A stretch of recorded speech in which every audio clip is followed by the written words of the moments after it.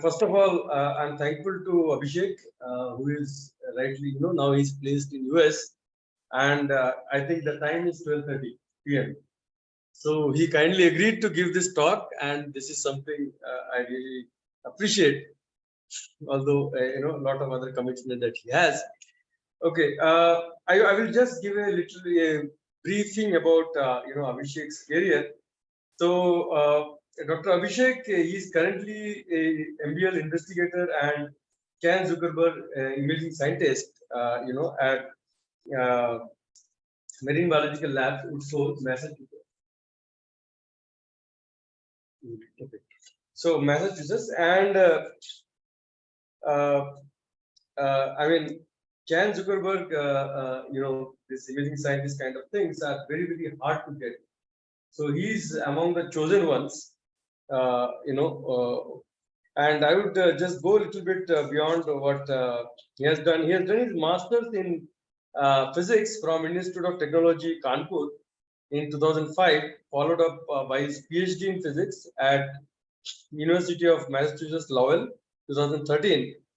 And then he did his postdoc, a couple of postdoc, I would say, at Dr. Hari Sharof's lab, as well as Daniel Lab. Daniel Lab is at Yale University, which is again in a very big center for imaging and microscopy and biology. And National Institute of Health is something that we all know is a world leading institute, and he worked there with Harry. His research interests are basically in developmental biology, light sheet microscopy, imaging, optical microscopy. I would just go on to say, I mean, Abhishek is doing he's just kind of pushing the boundaries of science. I know him for quite some time, and he's building a new kinds of instrument, new kinds of optical imaging systems, microscope systems, and I'm hoping that some of these systems we are going to see in near future, in the market as well. So that kind of research which has a lot of impact, as I see. So Abhishek, I think thanks a lot again, and I would ask you to please go ahead with your exciting talk. Yeah, thanks. Thanks, Professor Mandal. Thanks for inviting me, and certainly it's a great honor for me to join you all. You all can hear me in the back? Just raise your hand so that he knows that you can hear. Yes? Okay, good. So good morning. Sorry I can't be there in person, but still I'm glad that I have this opportunity to join you all virtually. And in next 20-30 minutes, I'm going to share some of the work we have been doing, and we are excited about that. I can't see my chat window, so please interrupt me if you have any questions or comments.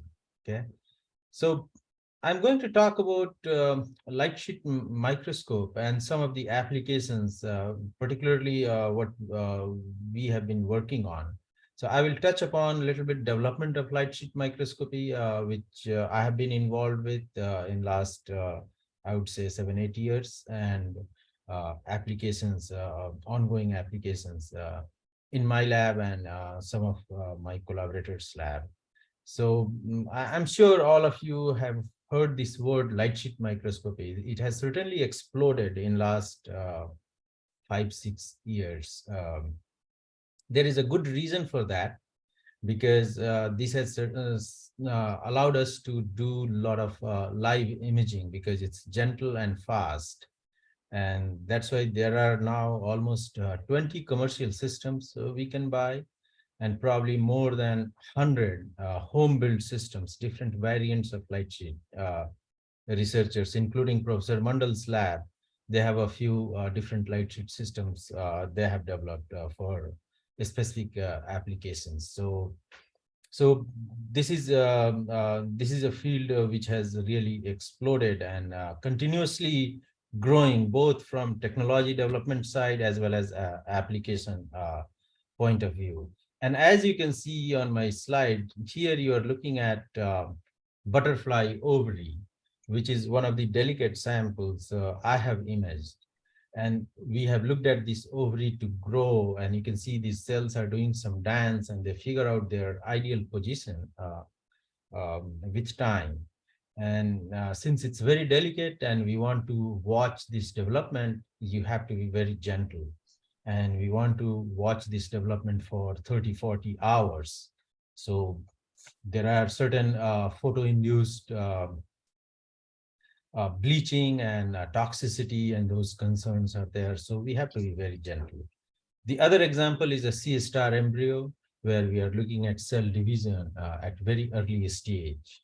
And for this particular case, we are interested in tracking those nuclei and see after division how they position themselves. So for all sorts of these kind of applications, we need to get a four-dimensional or rather five-dimensional images.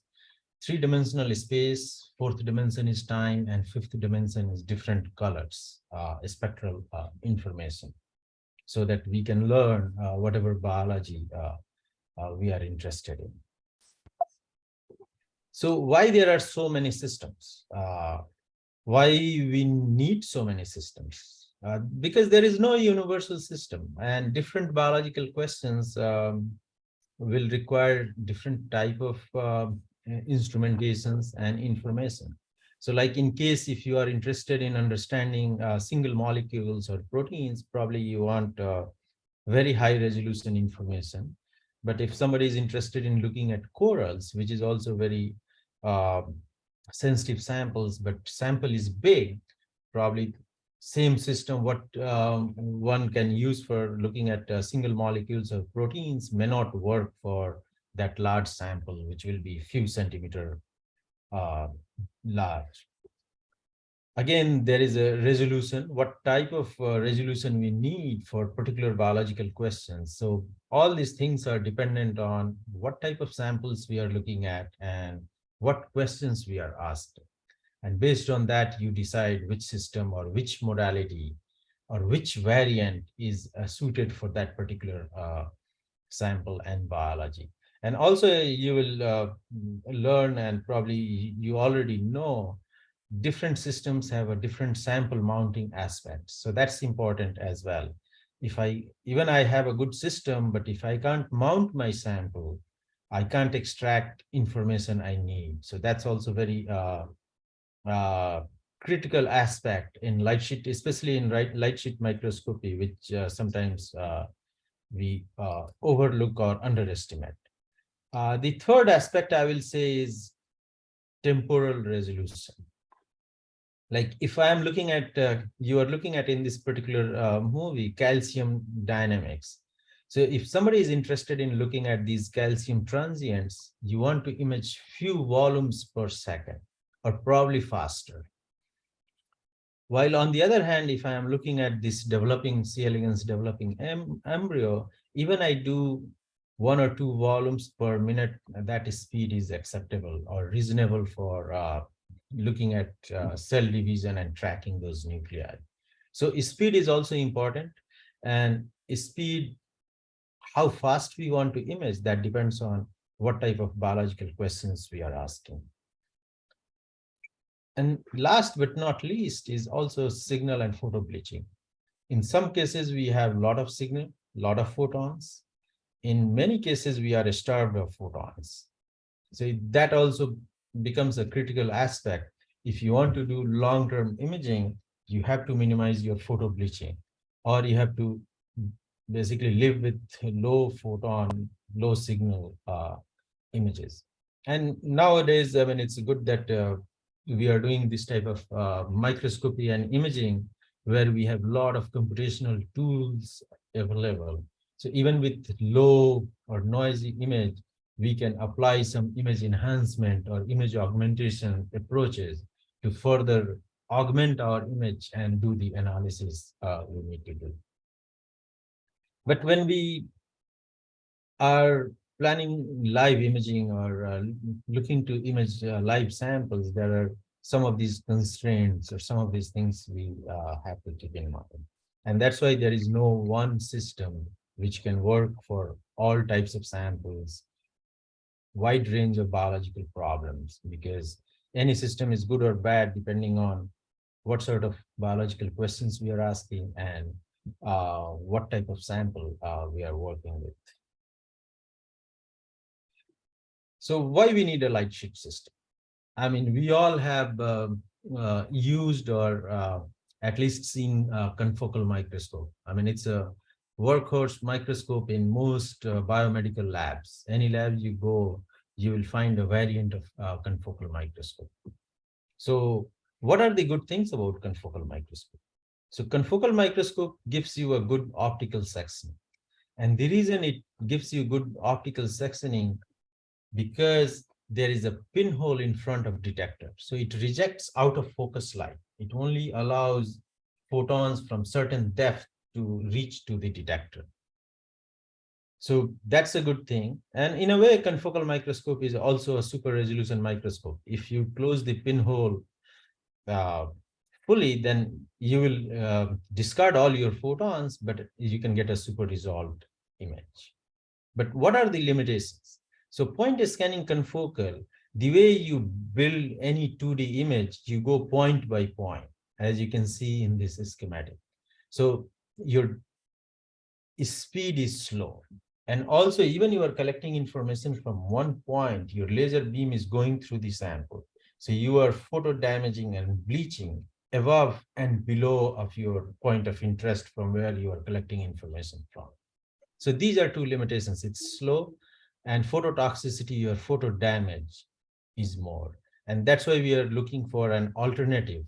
If we want to do live imaging or fast imaging, what we want is speed and gentleness. So before I talk about light sheet, I just wanted to refresh your memory about lenses and detectors. So as you know, if you start using high NA lenses, numerical aperture governs resolution. So you can go high, highest right now you can go is roughly 1.7. It's an oil lens. But what happens is, as you start increasing numerical aperture, working distance decreases. So like in this drawing, you can see on extreme left, that's a long working distance, but low NA lens. While on this right, it's a high NA lens, but very short working distance, which means this lens has to come very close to the surface or sample to collect photons. Even though you can collect larger fraction of the solid angle, but it needs to come closer. All of you probably have heard or using a SCMOS or CMOS camera. In all our cell phones, it's a CMOS camera. So now the scientific SCMOS has really advanced, and they give you a lot of good capabilities.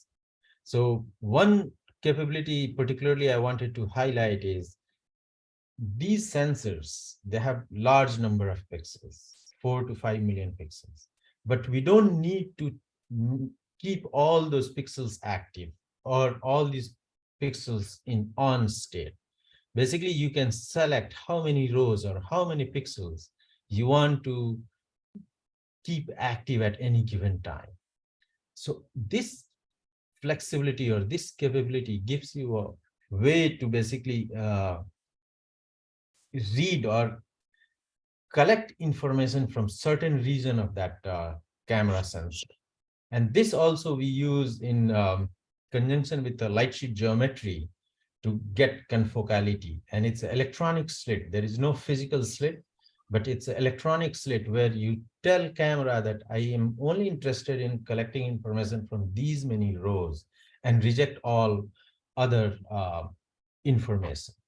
So you are rejecting photons, but if it's required or if it's needed, basically you can get some sort of optical sectioning or reject out of focus or unwanted photons.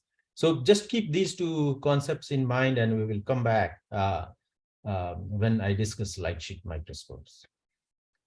So in my lab, we are interested in different types of tool development. And one aspect is light sheet microscope. So that's what I'm going to talk in next 10-15 minutes. But we are also interested in building and developing, making a confocal better or faster. And some other aspects in my lab, we are interested in super resolution imaging and turf microscopy, as well as some polarization and fluorescence anisotropy imaging.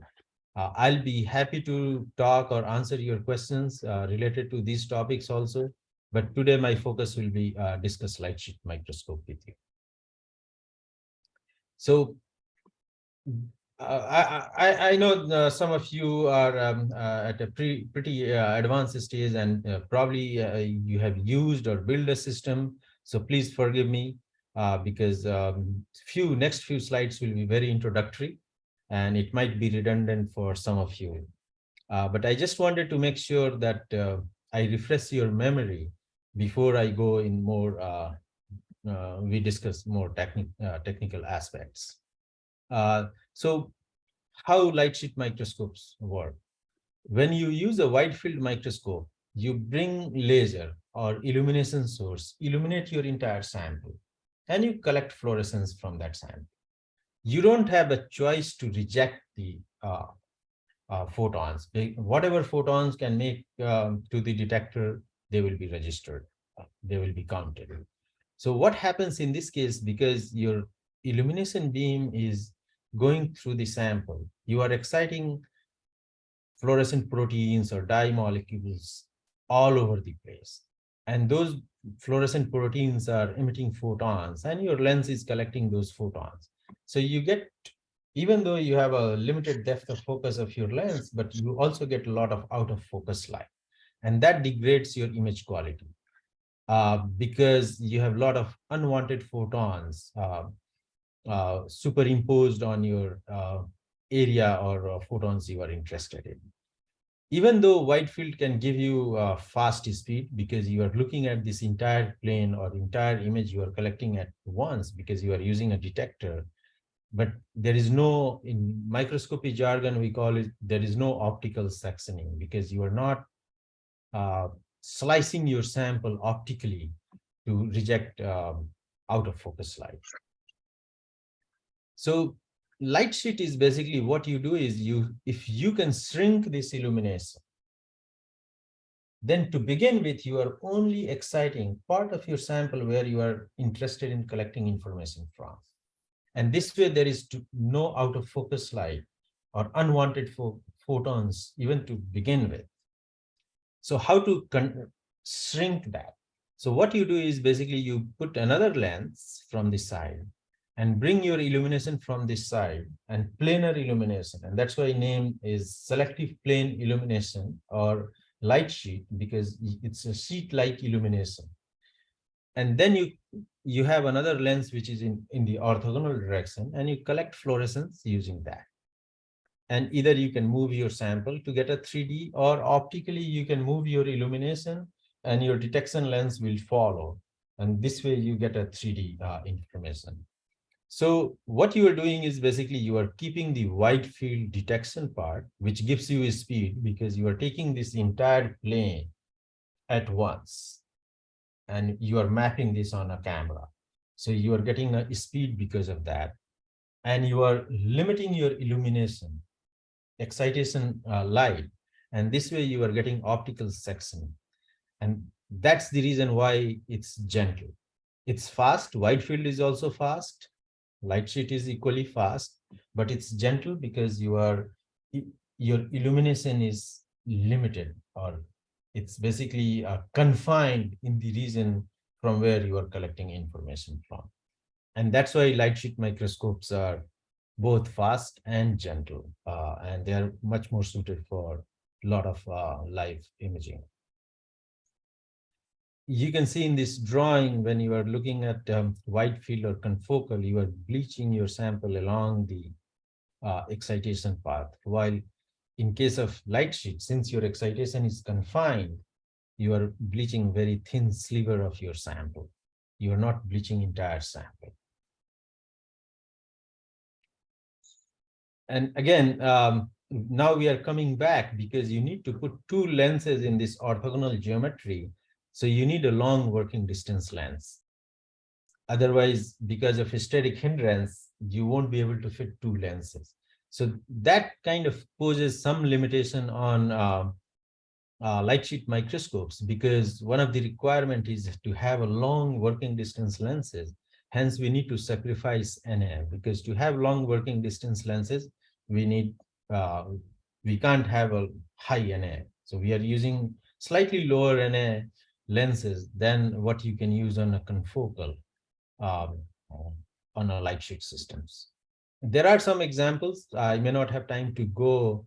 The people have developed single lens light sheet systems where you can utilize slightly higher Na, but still it's not like a confocal where you can go 1.49 or 1.4. It's still highest researchers are utilizing is around 1.2, 1.22 or something like that.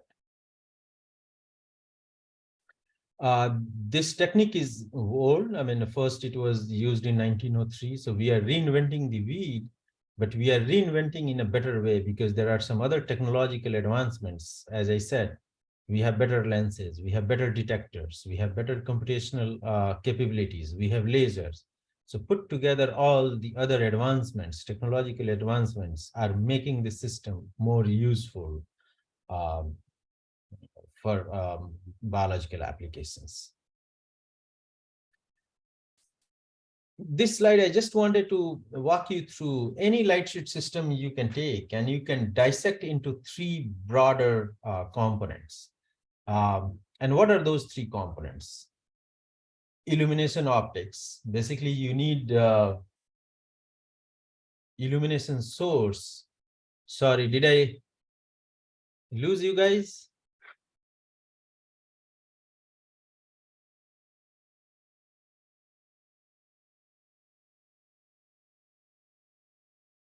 Can someone confirm if you can hear me?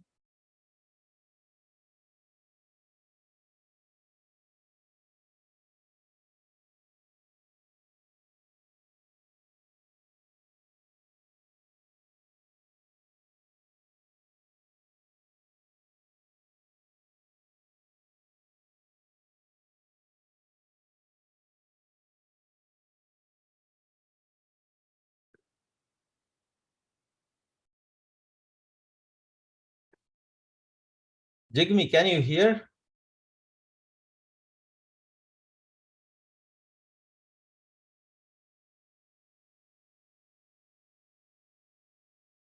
Abhishek, we can hear. Please go ahead. Okay, okay, good. Yeah, I thought probably we had lost connection for some time. Yeah.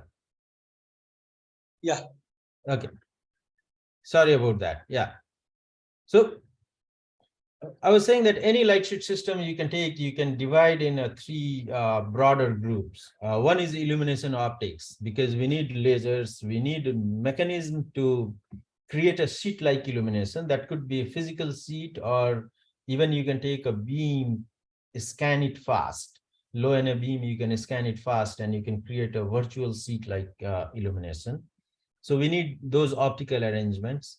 You need a way to mount your samples, and there are different ways you can mount samples. Some people put samples in a capillary, like fly embryos or fish embryos. They are fine. A lot of embryos, they are fine in capillary. But if you are doing a cell biology, probably you want to do cell culture on a glass cover slip or those kind of things. So depending on sample, you need a sample mounting arrangement. And then you need a detection path where you have a detection lens. A lot of times we put a mirror for, it gives you some ease for alignment, then emission filter, tube lens, and then wide field detector.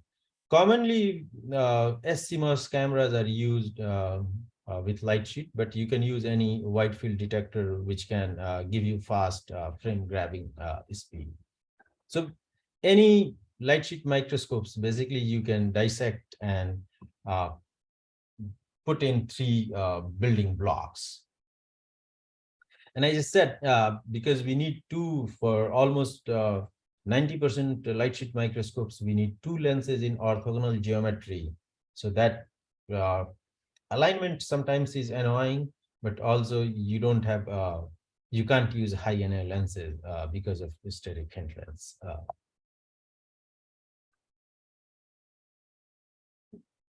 This slide is just to show you that there's so many different variants. People have probably used all kinds of combinations possible.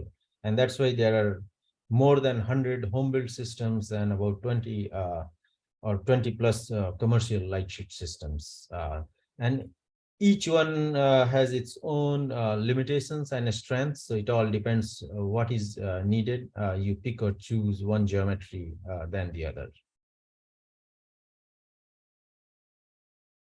Also, there are some other optical engineering tricks you can play, and one is lattice light sheet, where you can illuminate your sample with a patterned light. And why you need to do that, if you do that and you can take multiple images, computationally you can fuse those images to recover slightly higher NA or a high resolution aspect of imaging. So basically you can combine structured illumination or a structured illumination like approach with a light sheet to get a high NA. You can also use multi-immersion lenses. There are a lot of neuroscientists, they work with brain samples, mouse brain, or um, large samples, where they do the clearing to get rid of some lipids and all to make it optically clear. So you can combine this multi-immersion lens. These lenses are good in different refractive index media, and image those samples. Basically, some of those clearing media, their refractive index is 1.54. So this type of lens is good in that refractive index. There are some clearing media where refractive index is 1.46. So you can use these lenses in that because you need to match the refractive index, otherwise you will have a lot of aberration. And again, there are another geometry where you can do multi-view simultaneously, like in this particular case from Philip Keller's group, where they illuminate from 4 directions and simultaneously collect information from 4 directions. That's advantageous, especially if you are looking at a sample which has a lot of scattering or absorbing centers or yoke. So if you're going from one direction, your excitation and detection, both those photons don't penetrate that deep. So if you can illuminate from multiple directions and capture from multiple directions and computationally fuse those images, you get a better perspective of that sample. So there are all types of possibilities in this case.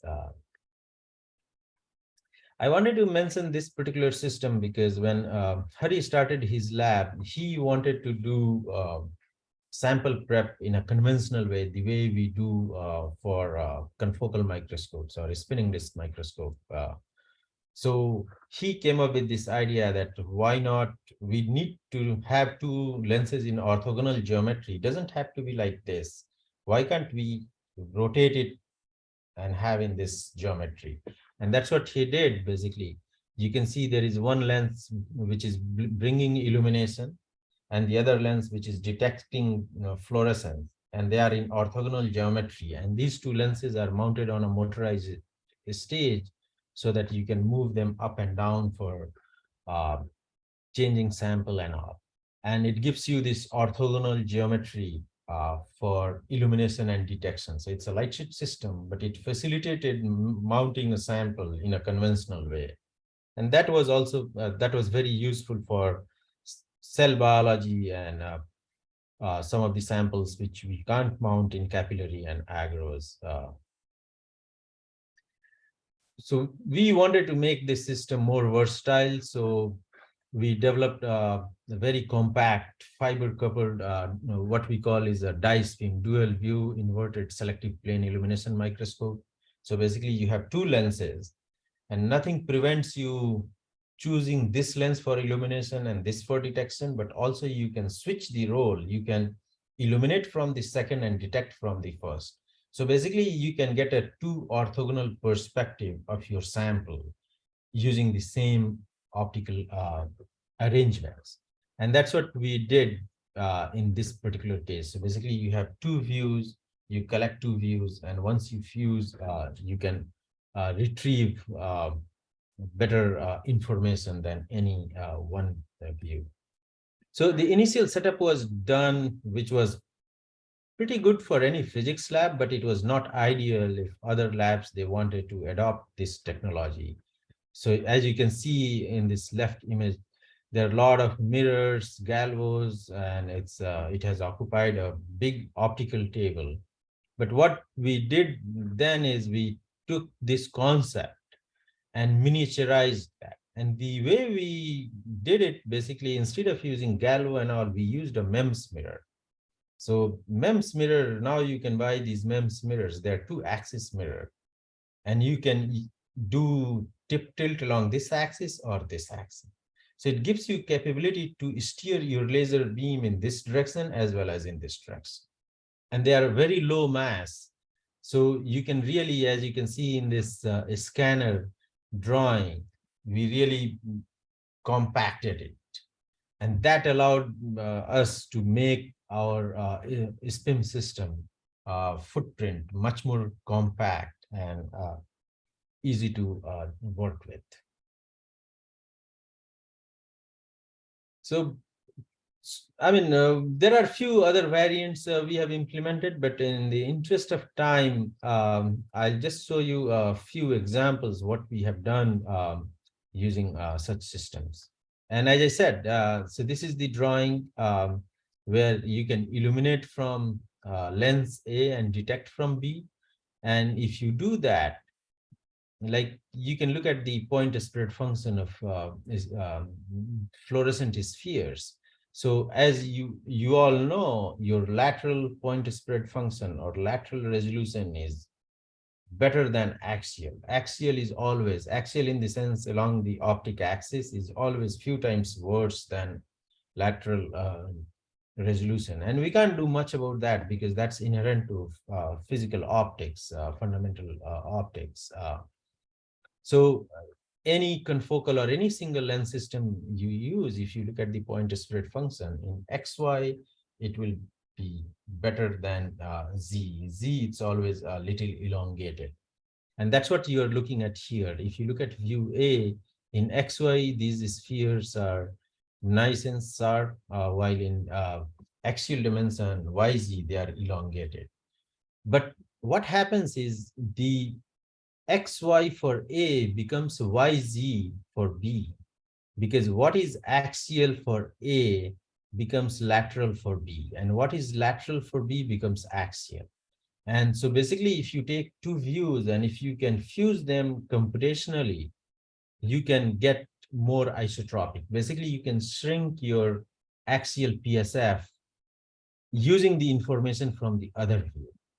So this is advantageous, especially if you are doing a cell tracking or if you are particle tracking.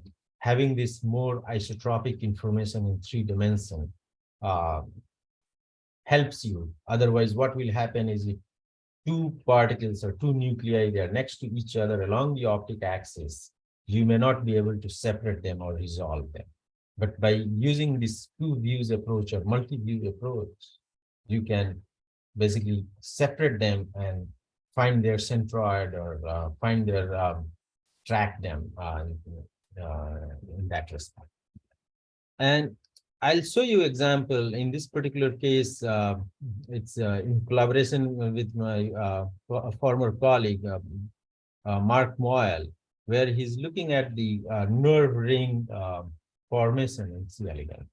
And the challenge for this type of imaging was because we were looking at in C. elegans embryo, these embryos, they start moving around a lot.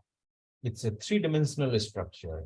So we wanted to get a nice perspective from all 3 dimensions so that we can see how this nerve ring is growing. It's a bundle of neurons.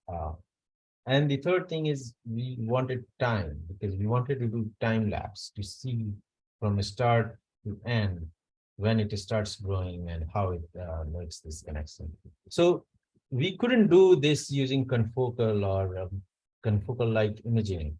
Light sheet, multi-view light sheet enabled us to visualize this nerve ring closing, and it gave us a perspective, 3-dimensional perspective to understand what's happening, how it's closing. The other example, I'll give you this butterfly again. This is in collaboration with Nipam Patel and his lab people. So what they are interested in is basically they want to observe how these cells, initially, as you can notice, these cells are randomly oriented. But with time, they are doing this dance, going back and forth, oscillatory motions, and they find their position and they make a nice organized structure. So that's what they are interested in. And for that, they need to capture, basically, they need to get a time lapse so that they can connect all these dots. Otherwise, if you take a snapshot, uh, you might miss about this oscillatory motion of these cells. So again, and this is, as I said, one of the most delicate sample I have imaged. So it was a very challenging to image for 30 hours without killing this oval. And lightsheet was very powerful in this case. It enabled us to look at that kind of sample for that long. I'll mention example of speed, why in some cases the speed is very important. And in this case, my good friend Evan and I, we were GRASS fellows, and we started this project. We said that when embryos hatch, they know how to crawl, they know how to find food, they can sense temperature. So we wanted to take a step back and say that this change, this circuitry or formation of this brain circuitry can't be radical. It's not that when embryo is hatching, all the synapses, all the neurons are getting wired. This must be taking place before hatching. So we started looking at basically calcium dynamics during the embryogenesis to understand what time these neurons start making connections, how embryos start behaving in a more coordinated manner instead of doing a random walk. So you can see this is an early stage embryo where we are looking at calcium spikes in muscles. When we looked at these same calcium spikes in late stage, just before hatching, that time their movement was much more coordinated. Then what we did is we looked at the span neuronal, basically GCAM is expressed in all neurons. And we noticed that some of these neurons are showing early activity, which means they are either forming a synapse or they are leading some of this circuit formation. So again, because of light sheet here, we are, you can see we are doing few volumes per second for extended period of time.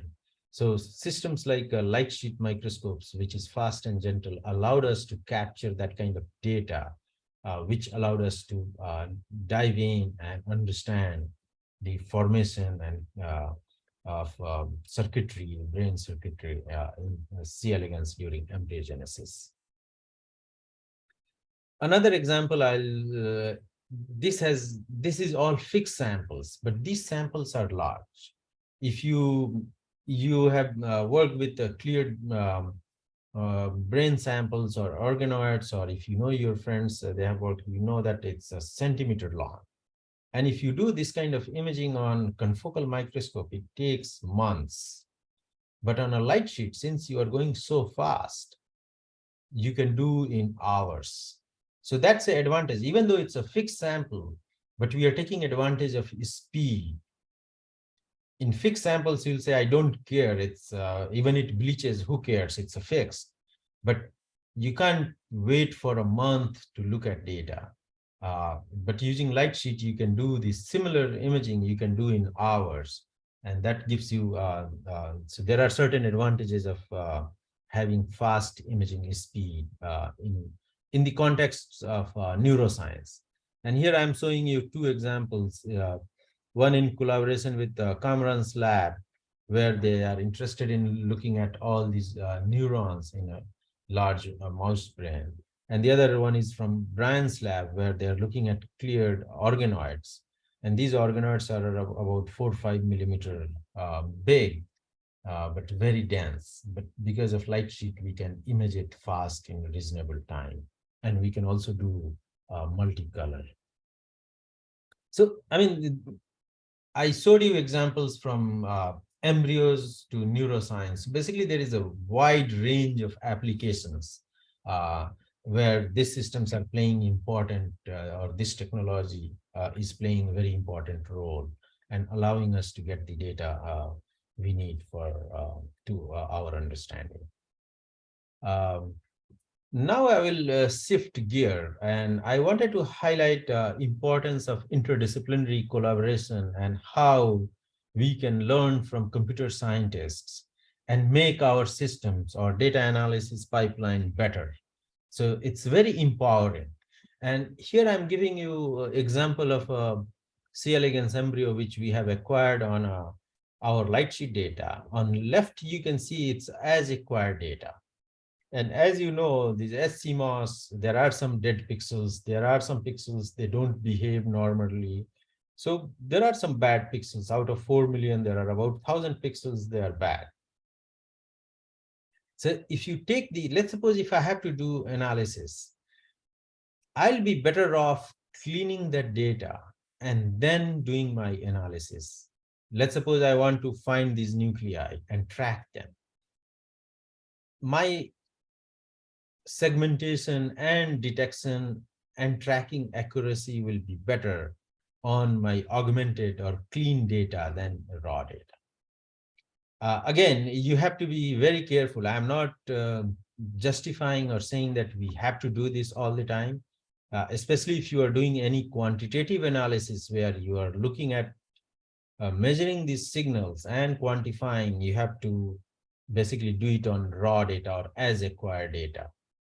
You have to stay away from deconvolution or denoising, because as soon as you do any post-processing, you change all those photon numbers or counts and all. So if you are doing that kind of quantitative analysis, then stay away from these post-processing steps.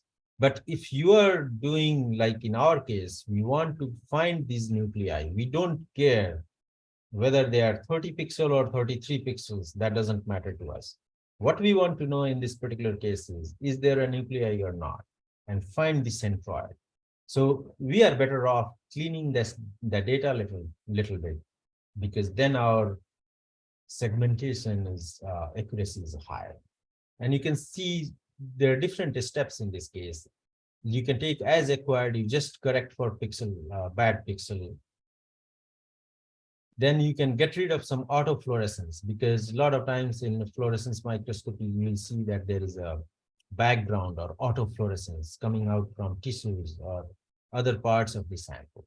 So those are not useful. So there are computational ways you can estimate and correct and clean for, account for that background. And that's what we are doing in this third panel, you can see. And then if you want, you can do further denoising or deconvolution to sharpen your images. So these are visually looking better. Again, if you have to do any quantitative analysis, stay away from that. But if you want to do segmentation or tracking or finding those blobs, then these approaches are, in fact, they are helping you, and you are better off using that. I'll give you another example.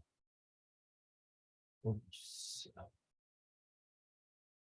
Sorry, it's not playing, but you can see this is as acquired images.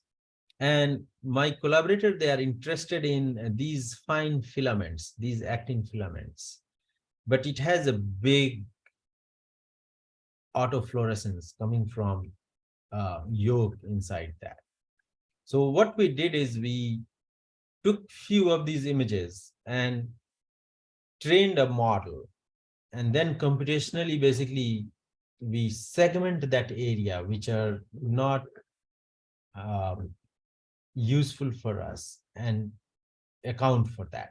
And once you do that, then these images are much better, not only visually, but since our collaborator, they are interested in looking at these actin filaments, so they are not, these blobs are not blocking those filaments, so they can have a better visualization for their analysis. So these are, I mean, this is again light sheet data as acquired data, and then doing post-processing enhancement, which is allowing us to do our analysis, the analysis we are interested in, little better. So combining your data acquisition imaging with some computational analysis or enhancement could be beneficial for certain applications. Not always, but could be beneficial for certain applications.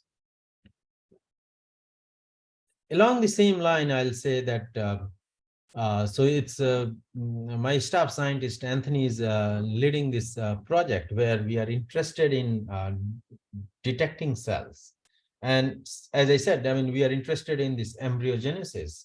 And one of the common problem, which is common to all different types of embryo, where we want to know how many nuclei are there when they're dividing, where they are going. So basically finding those nuclei and tracking them is very useful for a lot of biological questions. So finding a nuclei, there are different flavors of that. In many cases, we just want to know where is the centroid. I don't care whether this nuclei is elongated or it's like a soccer ball or it's like American football. We don't care. I just want to know, is there a nuclei or not? And if there is, what is the centroid? While in some other cases, probably we want to know the shape. We want to know, is it elongated? Is it elliptical? Is it circular? Is it spherical? All these things. So again, depending on what information we want for our biological questions, there are different flavors of this blob detection or cell detection, you can call it, or segmentation. So we are developing tools basically to tackle such problems. And I'll give you one example where we had segmented this C. elegans nuclei in a semi-automated way. Basically, we do some segmentation, and if there is an error, we manually correct for that. But what Anthony is doing is Anthony is taking this raw data, cleaning it, and finding the centroid, and then he's generating this auxiliary image. Basically, each centroid is being represented by another sphere, a smaller sphere, so that all these spheres are well separated for tracking. So now what used to take us weeks, now we are doing in more automated fashion in a day. Still, we have a long way to go, because once latest stage embryos, when there are too many cells, they get so crowded and image quality is still not as good as we would like.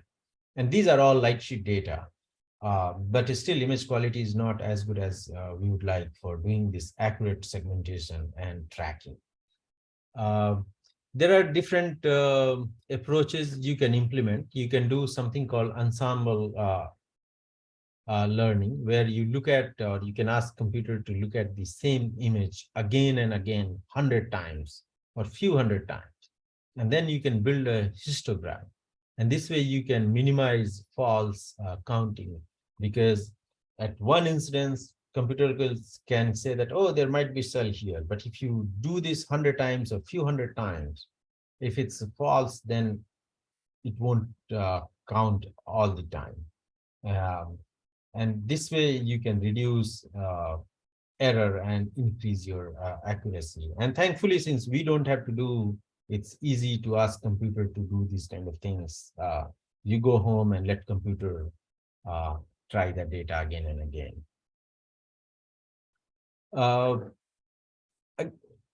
As I said at the beginning, that typically we are taking 4-dimensional data, 3D. So this kind of segmentation you can do. How we are taking a 3D data? We are taking basically 2D slices and putting them together. So same thing you can do in segmentation. You can go slice by slice, and then you can merge them at the end. Or you can take the entire 3D data and do some axial deep blurring and deconvolution, and you can do three-dimensional detection. So there are different ways one can approach such problems. Uh, the other thing why it's important to utilize computer, because in some cases it can do better than us. I mean, like in this particular case, probably I'll be confused whether there are 3 cells or 2 cells or 5 cells. But if we can train computer well, some of these patterns which we can't see, but computer can tease that apart and recognize that. So basically it can increase your not only efficiency, but also it can increase your accuracy. So there are different algorithms, different approaches. That's all. It's dependent on data. And in my opinion, in today's time, the computer science and algorithms have advanced so much, it's hard to imagine doing microscopy without sophisticated image analysis and image augmentation. So just keep in mind that you can make your microscopes better by taking advantage of other uh, fields and other technologies which are progressing pretty fast. So I'm pretty much I have utilized my time. I'm running close, so I'll show few slides and I'll give you where we are going. There are so many developments being done. Is there any room for do further development? And I'll highlight this work we did when I was with Hari, where we put the sample on a reflective cover glass. So basically we have two lenses, but once you put on a mirror, you get a virtual images of both lenses. So like if I put a mirror in front of me, and if you look from this side, you can see my real image, but also you can see a virtual image. And so that's what we were doing. Basically, we were taking two real images and two virtual images. So we were getting 4 views using 2 lenses just by placing sample on a reflective, basically mirrored cover glass. And what you will see is with these 4 views, our collection efficiency was better because, as you know, fluorescence photons are emitted in all 4 pi. So some of those photons were reflecting back from that mirror and we were able to collect. And also it was giving us different views, different perspectives. So using 2 lenses, we are getting 4 different perspectives. And in this simulation, you can see that overall our collection efficiency was better, but also we were capturing a wider cone. So we were getting a little bit, sorry, excuse me, enhancement in our image quality. So where I want to go from there. So there is another field in material science, I mean, where people do all kinds of fabrications, including Professor Mandal's lab. So in material science, people know how to make this kind of trench or well, reflective well. Like this one, I have fabricated using KOH etching, where you can, on a silicon wafer, and this is a perfect mirror. So the idea is, can we utilize this kind of microstructure to do multi-view? So like in this particular case, we have placed embryo here. This is just a wide field image. And you can see one real image, but there are 4 virtual images. And since this mirror is at an angle, each virtual image is giving you a different perspective. So what we want to do is we want to combine this microwell fabrication with fluorescence light sheet imaging. And the idea is you can use a single lens, you can bring laser, reflect off from this mirror, so that gives you orthogonal illumination, and then collect multiple views simultaneously. So you are getting planar orthogonal illumination using the same lens, but also you are getting multi-view simultaneously. So that's the area. So basically, again, the bottom line, I mean, I'm giving you this example, but the bottom line is we need to borrow some concepts from other fields and see how we can use those concepts in a way which can make this modality better. That's the whole purpose of showing this concept. The other area which I'm personally very fascinated about is orientation of these molecules. As you know, some of these fluorescent molecules, they behave as a dipole. And as a physicist, I'm always interested in knowing what is the orientation of this dipole in a three-dimensional environment. And what I learned is it's not easy to map for each molecule, each single molecule. If I want to map the orientation in a three-dimensional space, that's not straightforward.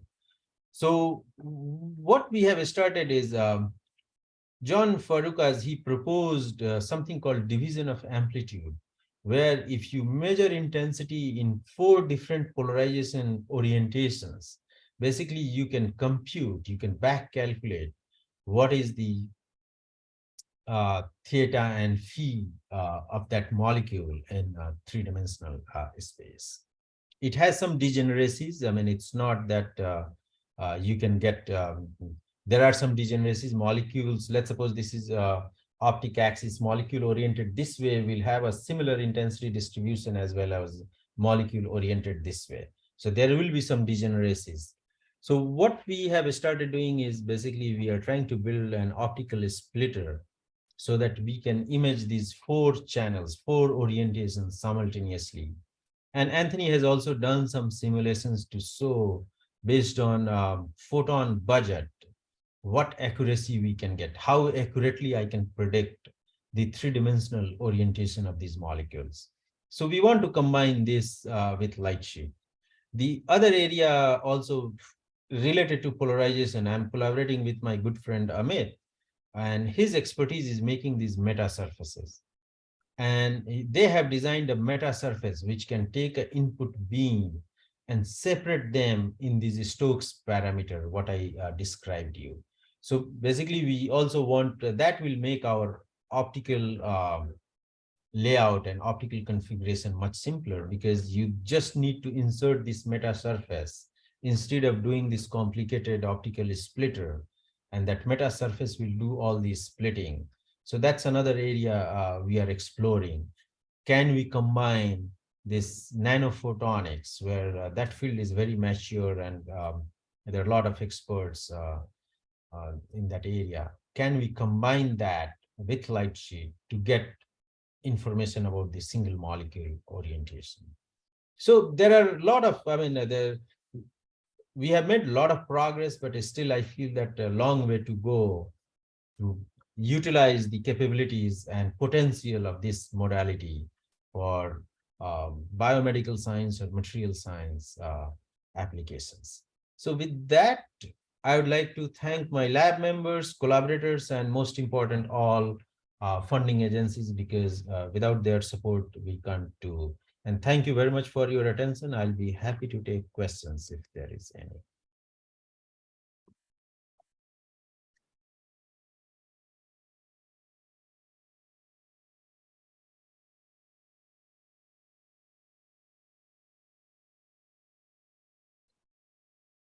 I can't hear you.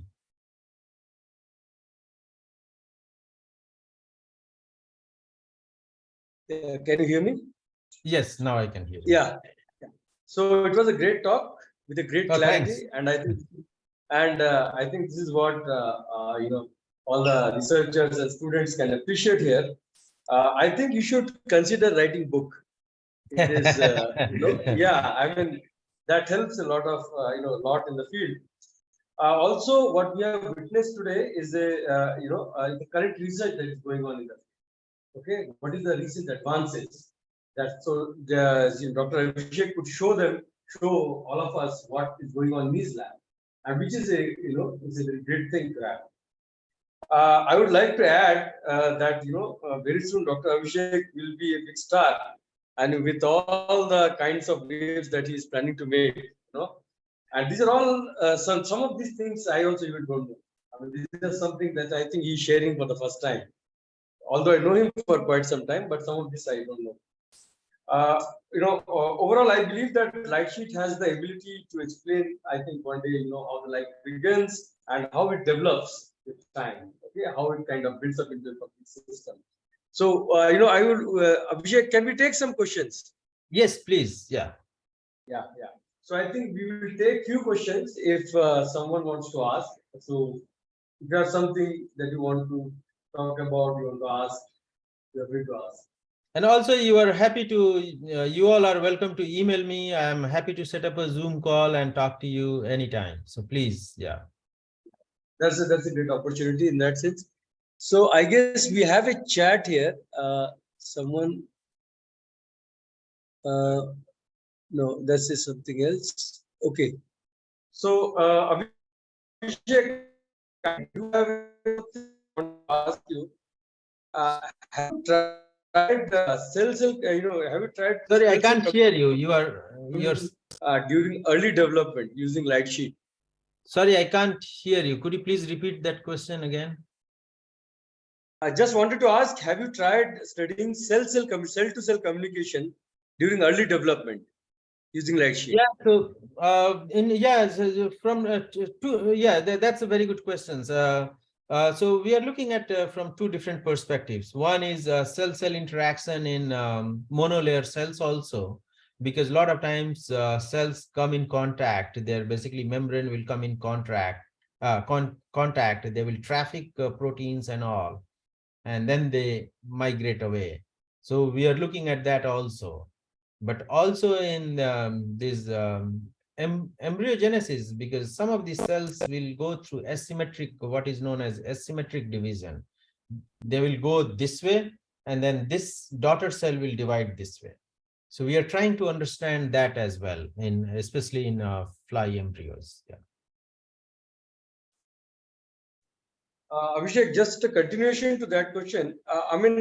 Can we really figure out the morphology of cells using light sheet during active imaging? Yes. In fact, if you look at the membrane, in fact, we have also looked at in cancerous cells, we have looked at the membrane ruffling and blebbing. Some cancerous cells, they bleb. And bleb in the sense they will extend their membrane in certain way in 3 dimensions. And so we have looked at that. Basically, you get a fast 3-dimensional map of those cells. So if you label membrane, you can map that. Yeah.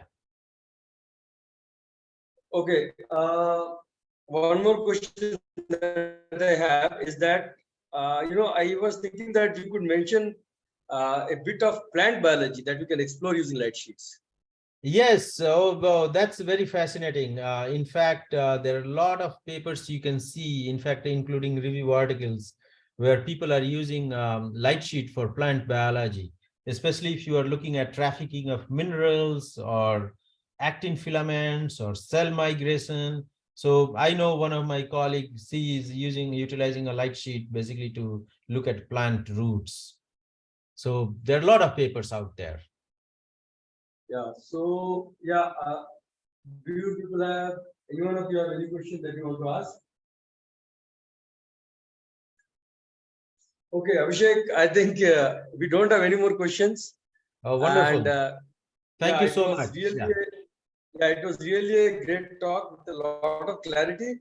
So, if you share your email, I have it. So if you want, I can share with the candidates, and if they want to really have a please share my email, and I'm happy to answer your questions, or anytime, please feel free to shoot me an email anytime. Yeah. Okay. Thanks a lot, Abhishek. Thanks a lot for making the time, and let us thank the author also. Yeah. Now it was a great honor. Thank you all, and enjoy your stay on that beautiful campus and a great lab. So yeah, thanks a lot. Thanks a lot, Abhishek. Yeah, please, thanks.